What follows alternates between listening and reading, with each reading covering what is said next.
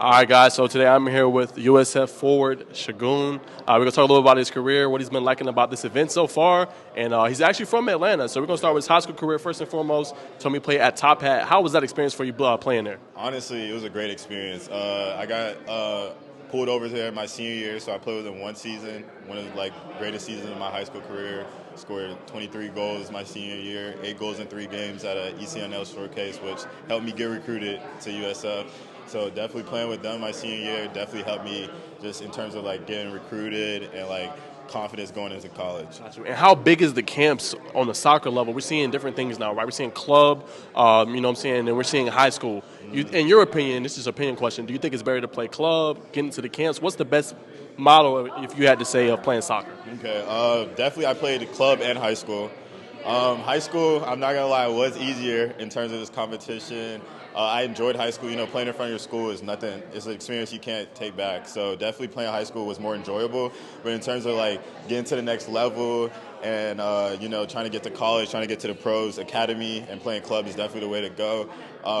We have many leagues now, like ECNL, MLS Next. Those are the top 2 for me. That I would be if you're trying to get to the next level, that's where you got to play at. Freshman year, coming off COVID. It was definitely a different experience. We played in the spring compared to the fall. It was kind of tough, playing in the spring season, playing your freshman year after COVID. Sophomore year started and played every game as a sophomore, and then junior year, had a rocky season, but I'm trying to just bounce back from my senior year and have a good season and go pro. So I'm putting all my chips on this final season. I have my COVID year, but I'm gonna just bet on me. Hopefully the season goes well and I go pro. Got you. So he's betting on himself, man. What are some things you're working on to ensure that it's the best year possible, where you can solidify your future going forward? Well, I'm playing USL2, which is they got USL2, USL League One, and then USL Championships. There's tiers for U.S. soccer, and then the MLS, obviously. So I'm playing with them over the summer. Had a good start, 4 goals in 3 games. Just trying to stay sharp.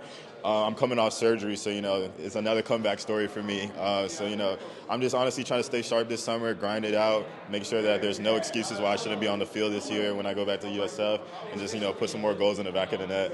And then, what started soccer for you? What made you get into the sport? What really capsulated your attention? Where you're like, man, I want to do this. I want to play this. What took over for you? Was like, yeah, this is what I'm gonna do. Honestly, I've been playing since 3. I've had a soccer ball at my feet since I've grown up. So the love for the game, the passion has always been there.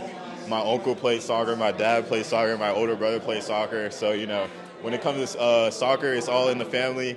I tried to play basketball. My mom wasn't going. So, yeah, definitely soccer's in my blood. I've been playing since the age of 3.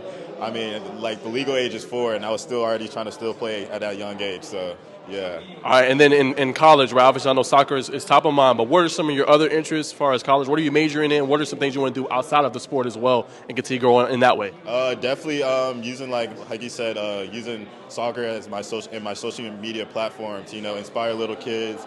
I want to go into coaching maybe one day, to shed light on my experience as a soccer player and show give little kids growing up and other athletes the same experience that I had, and show them what you can, what the do's and don'ts in the soccer realm. And definitely I'm majoring in computer information systems at USF, so I'm a little tech guy. I don't mind gaming here and there, so definitely that's my backup plan. If soccer doesn't work out, I'm going to get my degree in the fall with computer information systems. So I have a little backup plan there. So maybe a sports tech company in the future. Yeah, you never know. Wherever the money's at, honestly, that's where I'll be at. All right, so let's go back where we left off. We were talking about NIL Summit, right? What was your biggest takeaways? Building the connections. What is the biggest thing you take away just from the event overall? Definitely just building the connections, networking. Intermingling with all these student athletes. I honestly, this is my first year here, first year for USF. So just trying to network and make sure that I leave this NIL Summit with more knowledge than I came in with. Gotcha. And then what would you say, just as far as NIL kind of gets a bad rap, but you've been here firsthand, just what would you tell people NIL is?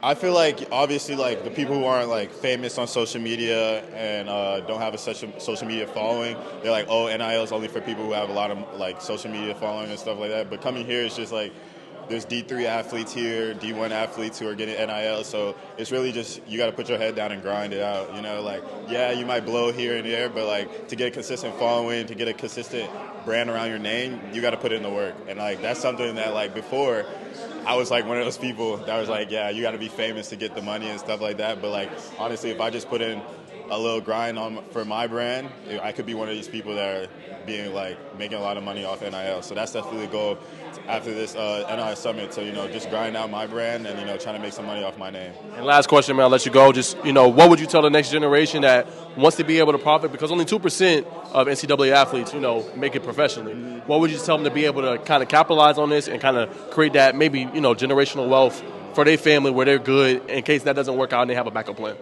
Definitely.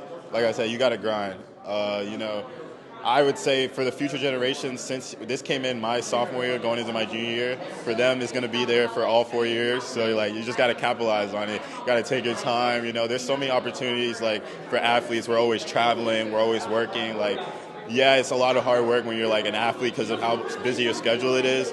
But I mean, the same way you grind for your sport, if you want to make money and you want to capitalize on your brand, you can grind for your NIL deals.